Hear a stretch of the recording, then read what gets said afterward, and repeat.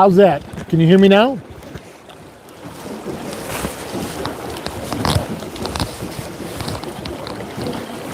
Can you guys hear me now? I think I just forgot to turn on one of my audio pieces. My wife's calling me. I'm assuming she's trying to tell me that the audio's not on. Did you turn your thing on? I did now. Does it sound better now? Now you got it. Okay, perfect. Can they hear me? Can you guys hear Todd? Go ahead. Testing. Hello. 1, 2. Can you hear me? We'll see. Yes. Okay. All right, perfect. We're good. Cool. We're good. We got people coming in. It's probably just a few minutes before lunchtime. But boy, what a beautiful day out today. Oh. Look up the river right there. Man, we're in the ace in the hole right at the moment. And we're changing up some lures. We're gonna put the plug rods back out. It is a beautiful, picture perfect spring day. The downside and the reality of life up here right at the very, so let's start with, we put the boat in this morning at 7. And we started fishing right away. We dropped the boat in at Altmar. We put Todd's truck down at the compactor at 2A. So we're gonna float the whole top and middle section. The water's low. It's 350 at the dam. I think it was 400 at Pineville at the gauge right there. The water is low. It's crystal clear, and it's bitter cold. That is never usually a good thing for this time of year. Todd and I have been looking pretty hard. We did see one group of fish we saw one fish on gravel in a spot on the upper river, and we have been looking hard ever since then. And while we're plug fishing, I'm always, just as a habit, if you're somebody that plug fishes, I'm always watching my 2 outside rods, because you got really good visual, especially on the side the sun's on, and you can normally see, and it's not uncommon to see fish go around your rods or through your spread and come up through. We haven't seen any of that. Matter of fact, that one, we saw that, so we hit a fish in the bovines on a plug, and it was like Todd said too, it was a pretty typical cold water bite. The tip went, oh, and then it stopped, and then it went over again, and it never quite cinched. It went, and by the time I said something and he spun around and looked, it was gone. And so, which just means it never had the hook in it, because this time of year you could almost leave your rods right in the holder and really make sure they cinch them down. Flick number 4, it's riding upside down right there. Oh, no. The other 4. The other 4. So typical cold water bite, and we just haven't seen much activity. Now, we probably saw, I would think, a half dozen fish hooked and nets out with other drift boats that were up in the top of the river first thing this morning. Those guys are all drift fishing in some way, shape, or form. We're the only ones we've seen plug fishing so far. And we saw some fish hooked right first thing early morning, and some of those big pools, like, certainly the schoolhouse, the trestle, you would still expect to find numbers of fish in those deeper pools while the water is still cold. Now, this bright sunshine day may do something for us late this afternoon. We'll see. But I'm gonna spin you guys around here, and we're gonna sit on anchor for a few minutes, and Todd and I will talk, and then show them what we're using too. Got some cheese curds from Bee's Cheese. She was the lady next to us. There's not many left. No, we've been woofing on them because they're delicious. But that was the lady that was next to us at the at the booth down at the casino over the weekend.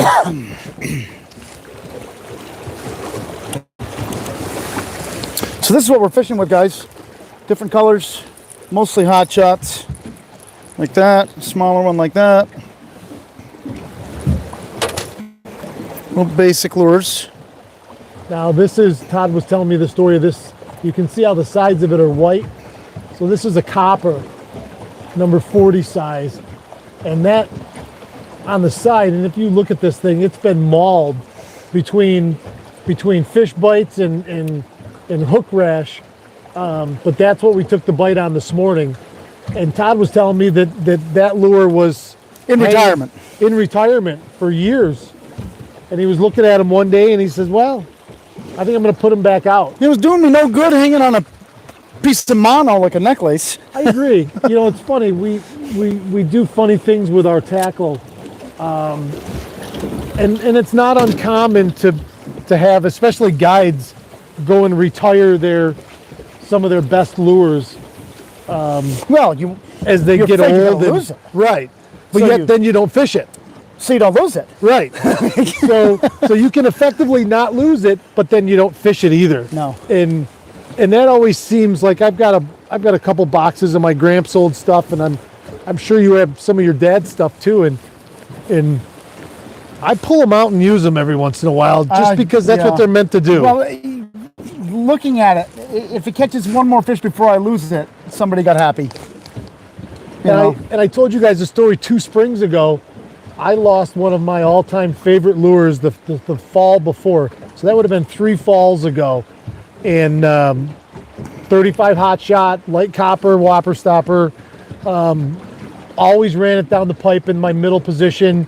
And it like anything else, favorite lures, what you catch the most on is always because you run them more. Every day. Plain and simple. Be on your rod every day. You know, and we used to have, so when Todd and I fished together on the lake, and I mated for Todd for years, silver, green glow, NK28, short, down the pipe, and the downrigger setup. And we caught a ton of fish on it, but it was out there every day. Yeah. So favorite lures and stuff like that, it's because you fish them more. You put them in the water more, Yeah. so you fish them more so they have more success. The thing is, the sad part about losing them is a lot of times those lures are ones you can't get.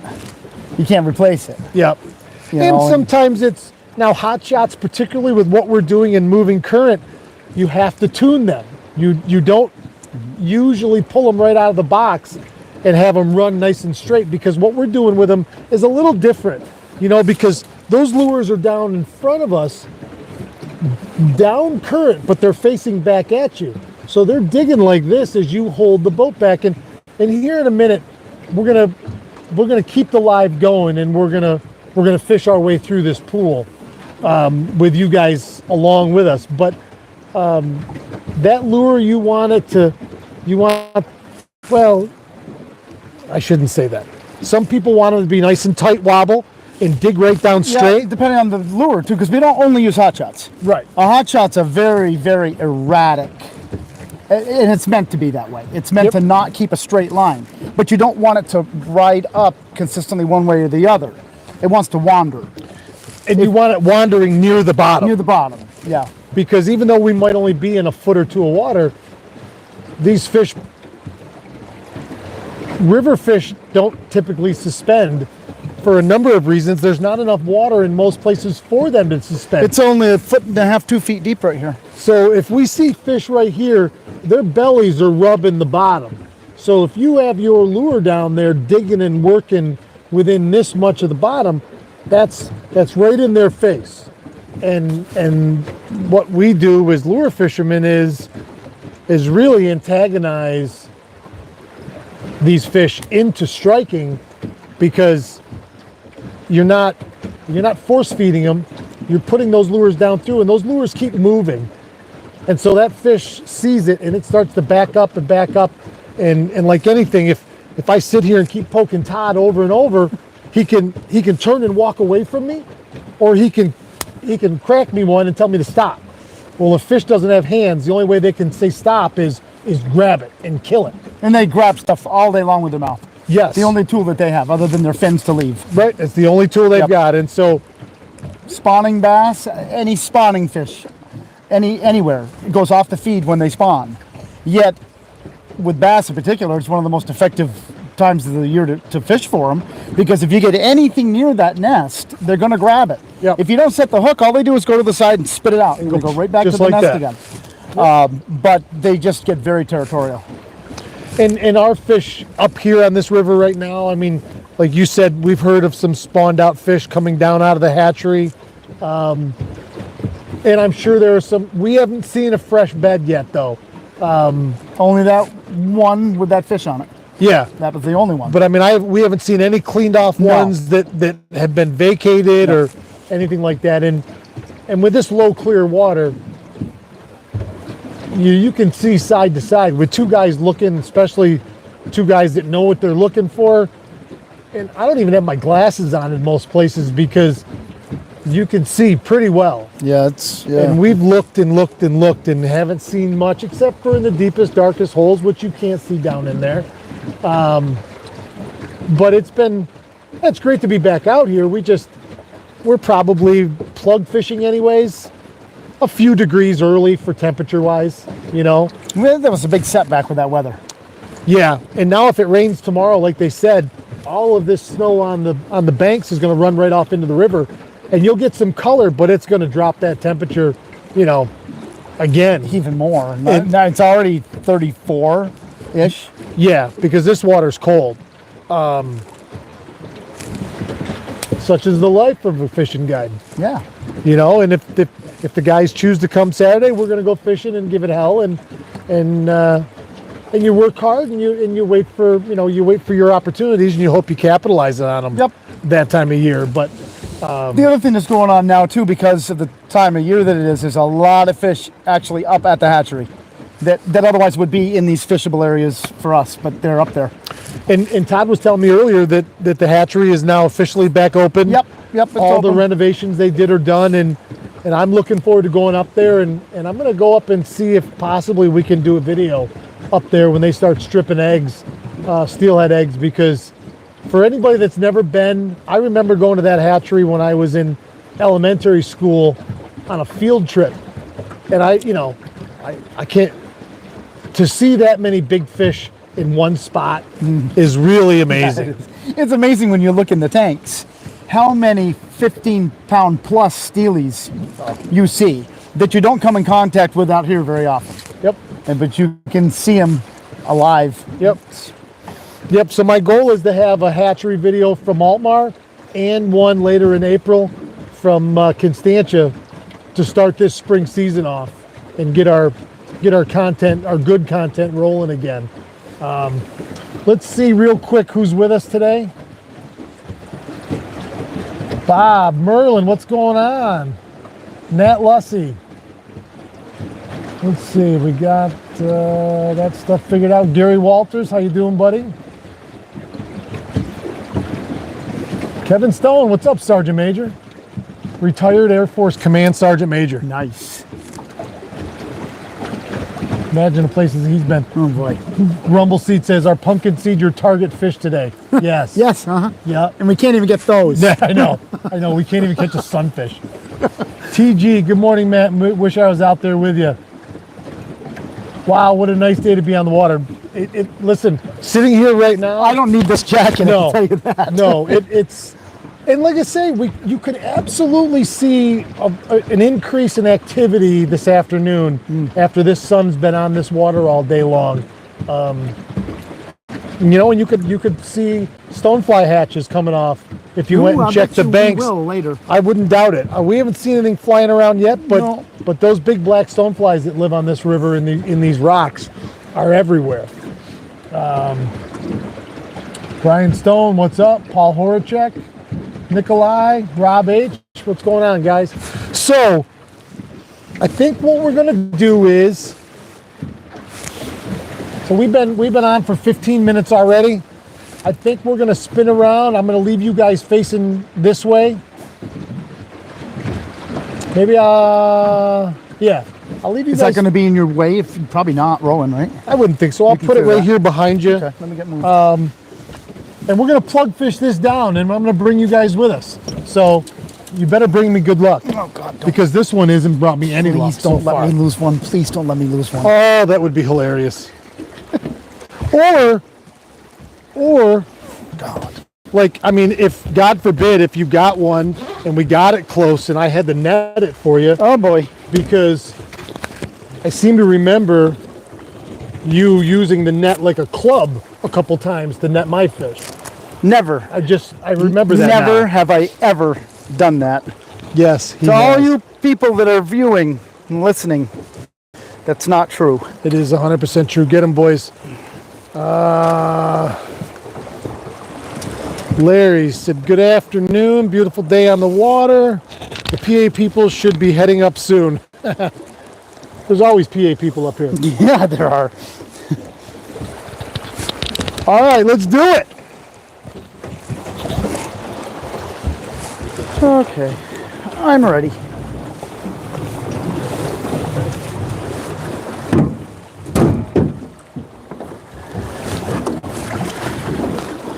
Let's do it. And there's not much that's more exciting, honestly, than watching a plug rod smash over. Oh, never get sick of it. Yeah. You know how far out lures are, and go through the 4 positions real quick. Well, the way when I've got people up in the front and I tell them to ask them to do something to a rod, I number them 1, 2, 3, and 4. I use 4 rods, left to right. The side rods are shorter. They're probably out 20 feet, and my front rods are out about 30. So when that fish hits, it's very, very close and personal. Like that rod will smash over, and that fish boils on the surface, and it's right in front of you. Like I say, there's few things more exciting than plug bites in a drift boat. And because of the conditions with the real cold water right now, when these fish first grab the lure, they're facing us. So the second they grab it, they know they made a mistake. It doesn't feel right. Their mouth stays open and they shake their head. And you see the rod kind of bouncing. If you don't grab it right away and they don't spit the hook right away, they'll turn and go downriver with it. And that's when the rod goes all the way over. So if you do, and you'll see from what I can see right here, everything except the far right rod, you would see it bend over. And you're not going to see me grab it right away. I'm just going to sit there and let it do its thing, and when it stays down, I'll grab it. And there's no hook setting, no yanking. Number 2's off to the side over there. Stuck on bottom. Bad driving. Bad driving. Yeah. It's way on the bottom. Okay, I got it. Bad driving. Poorly tuned plugs. Yep. Actually, it's funny because when you were getting the camera started for this live, I was changing a plug out that I couldn't get tuned right. I've been messing with it all morning. Huh. Could not get that thing to not go right. Got to bend the eyelet, the pair of pliers probably. That'd be a. I don't know if I have any thin pliers. That would be something cool to show people too. Yeah. How to tune a plug. I got a pair of needle nose. Yeah, that'll work. That's fine. So we're gonna have Todd show you exactly what we mean when we say tune a plug. you got to find the lure that was the problem.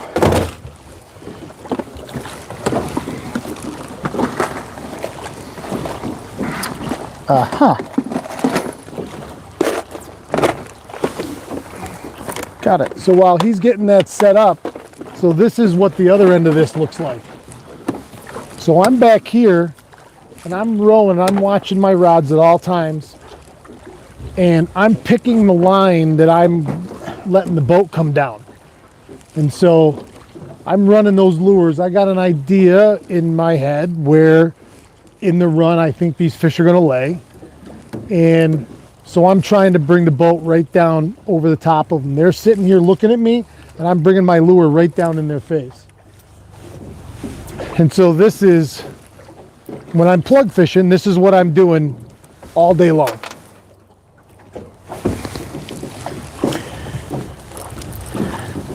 Now this is a big, flat, slow pool, so you're not really putting a ton of effort on the oars. You're just holding the boat back so it's slower than the current's going. That way when the current goes underneath the boat, it's grabbing that lure and it's working that lure. Because if we just drifted with the current, the lure would sit still and it wouldn't do anything. Yeah, you got to go the right speed. Yeah. And you want to be constantly moving forward. That's why I don't sit on anchor a lot in spots. By moving forward, you're constantly putting pressure on these fish.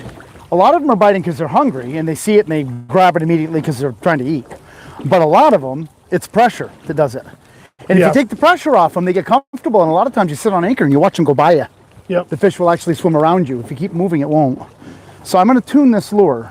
The issue that it has right now is it wants to run this way. Wants to run when you go to tune it, left. get it as close to the screen so people, and then hold it there for like a 3 count so people can really see it and let the phone focus on it. You see this cross-lock snap goes to a little screw eye that's screwed into the front of the plug. And all you do is twist the screw eye in the direction that the lure is going. And it does not take much. A little tiny bit. Just like that. Let's try it. And she's fixed. Yep. That's running straight. Now, let's, hold on. Can you see that? I think so. Okay. You're gonna have to get it probably right close. Yeah, I can look through this. Try this. I don't know if I'm getting it. I'm not sure if I'm getting this, guys, but it's right beside us. You see how it's running straight. It's not trying to go to its left anymore. It's behaving itself. And that's exactly what we want that lure to do, is dig down and straight. Yeah, that actually looks good. I'll get you guys back over here. Okay. I'm actually gonna, now that it's running straight, I'm gonna leave this one out. Because I do like that color. That's what, silver chartreuse? Yeah. Chartreuse green? Mm-hmm.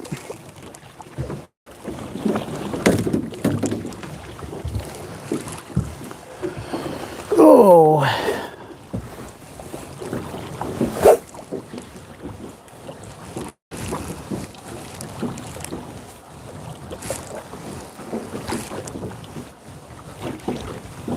Very peaceful out here. Yep, our secret fishing spot, even the fish don't know about it. No, it's a good secret. Yeah. Lots of secrets on the Salmon River. Mm-hmm. Not anymore. Oh. You know, but I'll tell you, and people, there's a lot of bad press about this river for 40 years. The fact is that this is the only place on the East Coast that you can really do it like this. Yeah. And be in a natural river environment. Yes, it gets crowded. There's no question it does. Well, because everybody wants a chance at a big fish. Yeah, and this river has giants. Yep. And from September all the way to May, you can fish this river every day and expect to catch fish.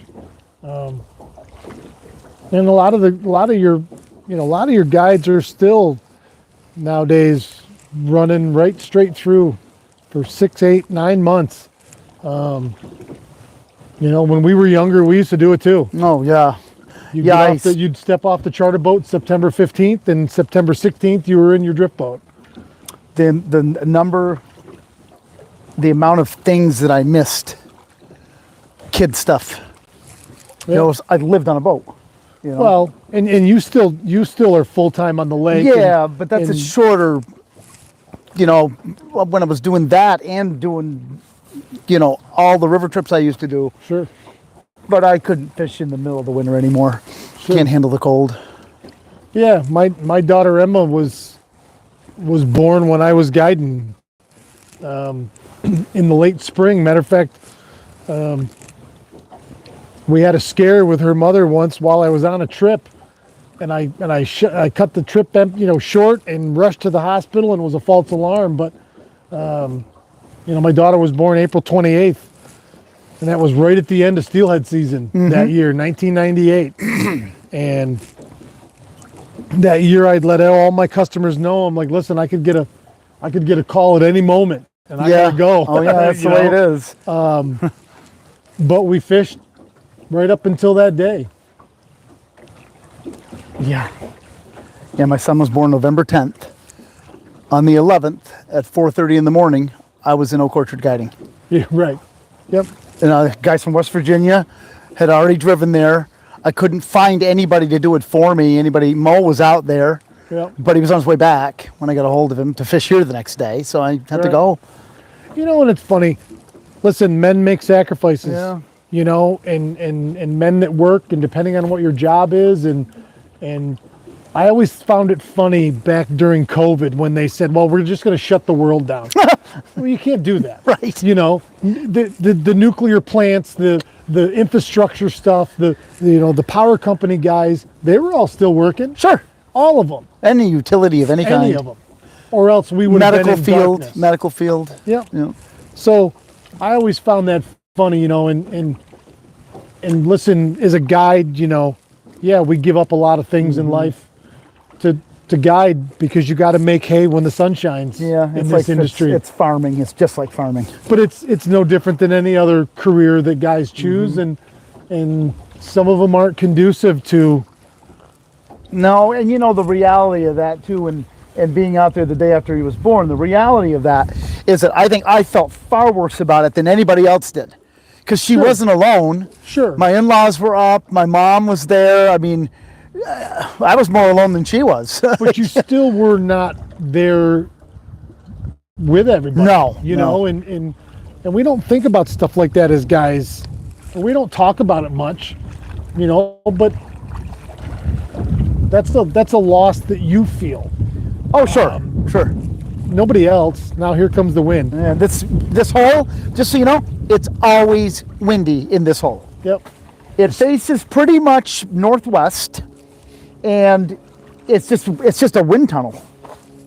Yep. And it's usually down here where you get into this. You're right on the edge of there not being enough current. Yep. And that wind hits you in the face and spins you around, or it pushes you up into the tree. Because these boats are flat bottom, left to right and nose to stern.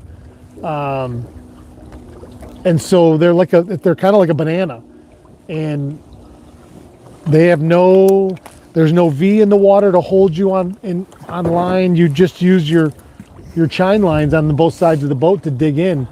It's like being in a pontoon boat, because I'm way, way far off to my left right now, farther than I want to be, but trying to get back over there is not easy.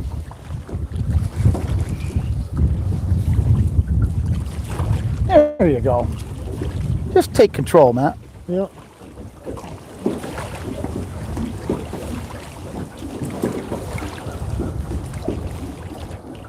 There you go.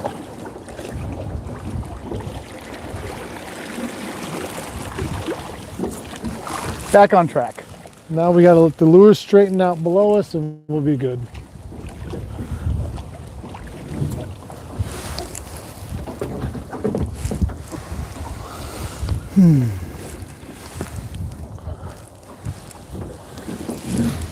Michelle says, easy on my shoulder. You know, it's funny, there's no, the shoulder's good. And this is actually, I'm sure, helping it. And the water, like I say, the water's low. It's a low flow today, so. Actually, you wouldn't think so, but it makes it more difficult. Yeah. When it's slow. Yep. Who's just tuning in? Have y'all hooked into anything yet? We had one bite this morning, about the fourth place we fished, the fourth hole. Didn't stick, and we never even got our hand on the rod. And that's been it for us. We did see people casting, have a few fish on first thing this morning. We haven't seen anybody since then, but for up here nowadays, there wasn't many boats out. There was probably a dozen boats out, which sounds like a lot, but up here anymore, it's not. I mean, you'll have days, 30, 40, 50 of them. There'll be 50 Saturday. Yeah. No doubt. Yep. Yep, that's a lot. And that 50 is going to be primarily, almost entirely, in the top 3.5 miles of the river. Right. There might be a couple of boats that put in Pineville, but not many.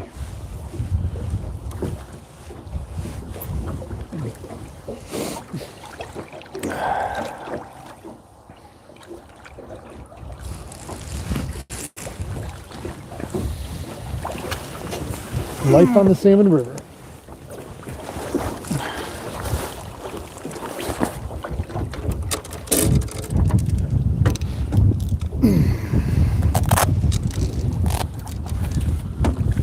I'm gonna get creative. Well, this wind's starting to fuss with me. We're at 30 minutes, so let me look real quick here.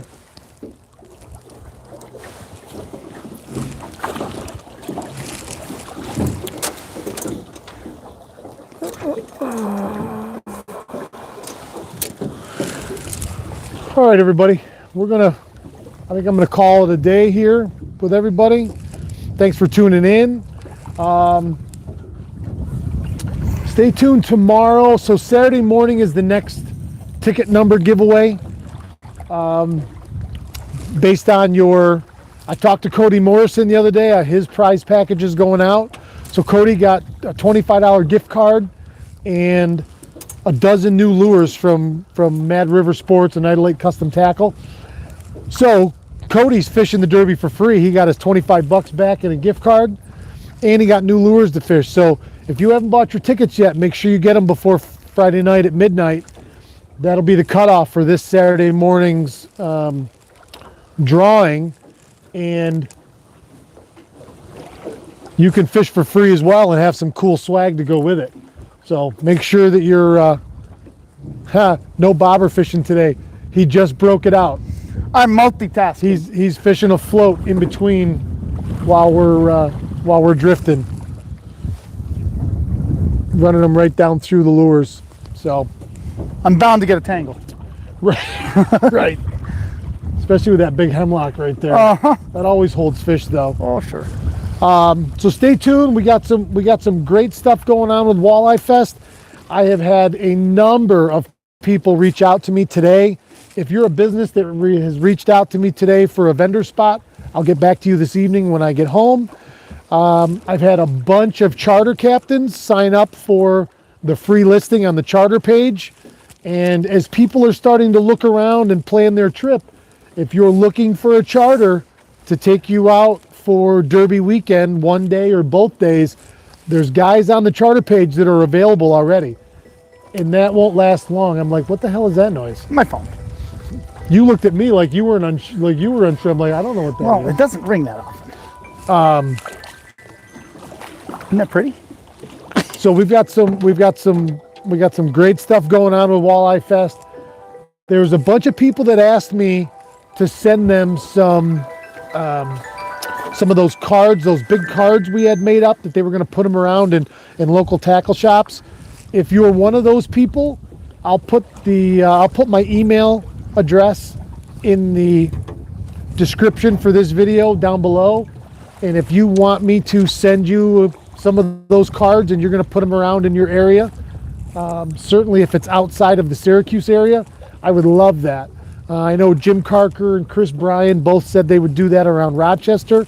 I'd love to find somebody out in the Buffalo area, as well as Utica, Albany, Binghamton, Watertown, Scranton, Allentown. So I figure we're going to attack the cities that are up and down the east-west corridor on the thruway and the north-south corridor from Philadelphia, Pennsylvania, all the way up to Watertown, New York. So we've got, if you want to be a part of that, you want me to send you out some of those and you're going to go out to your local tackle shops and that kind of stuff, send me an email and I'll get you something out in the mail so we can spread the word that way. As always, please feel free. I encourage you. It means a lot to me when people share the Walleye Fest content. I think we're at about 300 tickets right now. I think we're just shy of 300.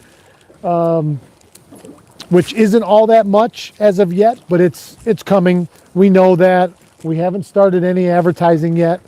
Everything so far has been Facebook word of mouth through the Awakening Angler, channel and Facebook page. So please, if you really say to yourself, I'd love to help, then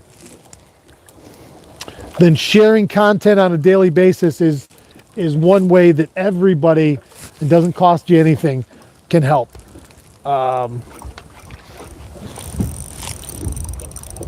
Stop. Oh. I'm like, stop it, right on. Yeah. I just had somebody ask about egg sac color. This time of year, if they don't bite pink or they don't bite blue, they're not going to bite them. Yeah, right. And blue on this river, for whatever reason, is the #1 egg sac color by Blue far. hot shots, same thing. Yep. In the fall, white. And I'm a big fan of pink as well. If I'm fishing Oswego, it's usually chartreuse, only because that's a bigger, more turbulent, more colored. Yep, more colored water. Yeah. But yeah, on the Salmon River, especially when it's low and clear like this, blue netting is really the key. Though oddly enough, I've never fished a blue bead. I have. I don't know why. I don't know if I don't recall ever doing well, but I've got some. Yeah, it seemed like it would be a natural thing, but it doesn't necessarily transmit to that. Bob Rumbleseat says, maybe you can come back on tonight with results of today's fishing. Sure, if we have anything more to talk about, I'd gladly come back on this evening. I love talking to you guys, and we'll be a little more, intimate one-on-one as opposed to trying. Yeah, you'll be able to talk about me because I won't be there. Right, we'll talk all about Todd, which I got tons of stories to tell you about him. Boy. All right, I think we're good, guys. Have a great day, rest of your day. I don't know what day today is. Thursday. Weekend's right around the corner. So be good to yourself today. Do something nice for yourself. There you go. Talk nice to yourself. Just like you would do to somebody else. If you don't do it to yourself, what's the sense of talking nice to somebody else? We gotta. God, it's windy. We gotta. Oh, here comes that wind. Jesus. All right, we're out of here. Thanks, everybody. Goodbye. Keep your tip up. Jesus. Wind.